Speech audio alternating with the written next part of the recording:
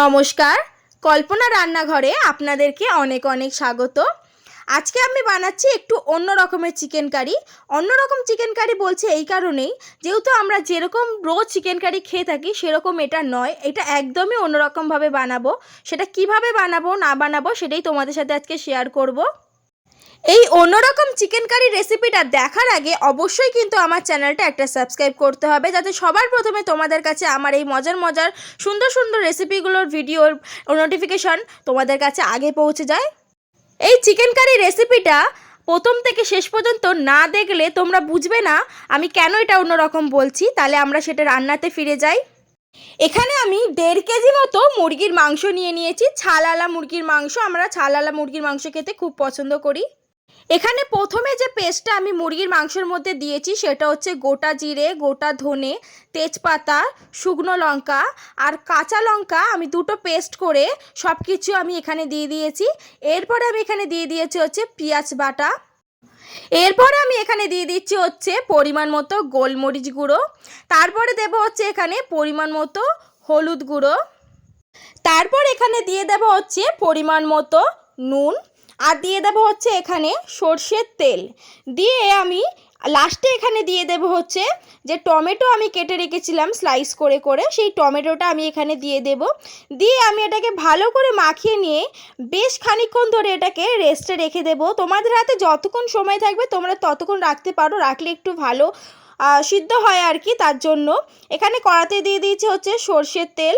এবারে আমি এখানে আলু দিয়ে দিয়েছি। তোমরা চাইলে আলুটা স্কিপ করতে পারো, তোমরা কষা কষাভাবেও খেতে পারো। আমি এখানে আমার বাড়িতে একটু আলু পছন্দ করে বলে আমি এখানে আলুটা দিয়েছি। এখানে আমি আলুটাকে হালকা ডিপ ফ্রাই করে নেব। করে নেওয়ার পরে আমি এখানে তুলে নেব। আমি অতটাও ব্রাউন করে ভেজে নিচ্ছি না, আমি জাস্ট একটু হালকা হালকা ব্রাউন হলেই তুলে নেব।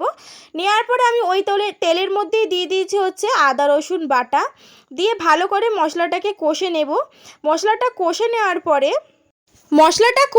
পরে এখানে আমি দিয়ে দিয়েছি দুটো গোটা তেজপাতা। তারপরে দিয়ে দিয়েছি যে ম্যারিনেট করা যে মুরগির মাংসটা রেখেছিলাম, সেই ম্যারিনেট করা মুরগির মাংসটা আমি এখানে দিয়ে দিয়েছি। দিয়ে একটু ভালো করে নেড়ে চেড়ে নেব প্রথমের দিকে। তারপরে আমি এখানে ঢাকা দিয়ে দেব। তারপরে আমি আবার নাড়ব। ঢাকা দিয়ে দিয়েই কিন্তু এই রান্নাটা করে নিতে হবে। এখানে আমি ঢাকা খুলে আবারও ভালো করে নেড়ে নিচ্ছি। যেহেতু একটু টমেটোগুলো ছিল সেগুলো একটু ঘেটে যাওয়ার জন্য আমি এখানে আবারও ভালো করে নেড়ে নিচ্ছি। দেখুন চিকেন থেকে কতটা জল বেরিয়েছে, চিকেনে কিন্তু কোনো জল আমি দিইনি এখনও পর্যন্ত। এখানে আমি দিয়ে দিচ্ছি আলুগুলো, যাতে এখানে চিকেনের সাথে আলুগুলো একেবারে সিদ্ধ হয়ে যায়।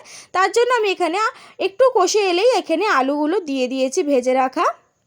ঢাকা দিয়ে দিয়েই কিন্তু এই মাংসটা আমি কষে নেব। 2-3 মিনিট অন্তর অন্তর কিন্তু মাঝে মাঝে একটু দেখে নিতে হবে একদম কুক হয়েছে কি না। আমি 2-3 মিনিট অন্তর অন্তর দেখছিলাম যেটা কুক হয়েছে কি না। আমার এখানে মশলা কষা একদম হয়ে গেছে। দেখো এখানে আমি দিয়ে দিচ্ছি হচ্ছে গরম জল।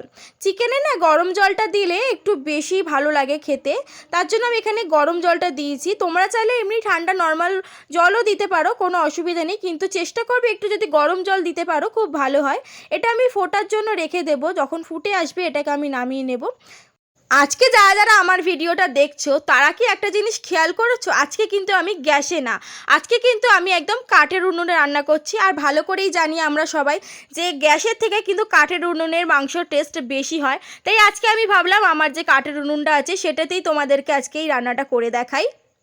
আমার তরকারিটা ফুটে গেছিলো তাই আমি ওটাকে নামিয়ে নিয়েছিলাম। এবার আমি গরম গরম এটাকে একদম দুপুরবেলা নিয়ে বসে গেছি খেতে। যেহেতু একদম দুপুরের টাইম হয়ে গেছিলো তো আমি একেবারে গরম গরম নিয়েই বসে গেছিলাম। মাংসটা দেখলে বুঝতে পারবে যে আমি একদমই মাংসটাতে হাত দিতে পারছিলাম না, তাও চেষ্টা করেছি মাংসটাকে ছিঁড়ে তোমাদেরকে দেখানোর জন্য। দেখো মাংসটা যে এত গরম, মাঝে মাঝে আমি হাতে দিতে পারছিলাম না, যেহেতু দুপুরের টাইম হয়ে গেছে একদম। অবশেষে আমি এই গরম গরম মাংসটা ছিঁড়তে পেরেছিলাম অনেক কষ্টে। তারপরে আমি তোমাদেরকে দেখাচ্ছিলাম যে কেমন লাগছিল। অবশ্যই কিন্তু তোমরা এটা ভাত বা এমনি রুটি, পরোটা, ফ্রাইড রাইস যে কোনো কিছুর সাথে বানিয়ে খেতে পারো, খুব ভালো লাগবে। আর ভিডিওটা ভালো লেগে থাকলে অবশ্যই কিন্তু আমার চ্যানেলটা একটা সাবস্ক্রাইব করতে একদম ভুলবে না। দেখা হচ্ছে নেক্সট অন্য কোনো রান্নার ভিডিও নিয়ে। ততদিন ভালো থাকবেন, সুস্থ থাকবেন, ধন্যবাদ।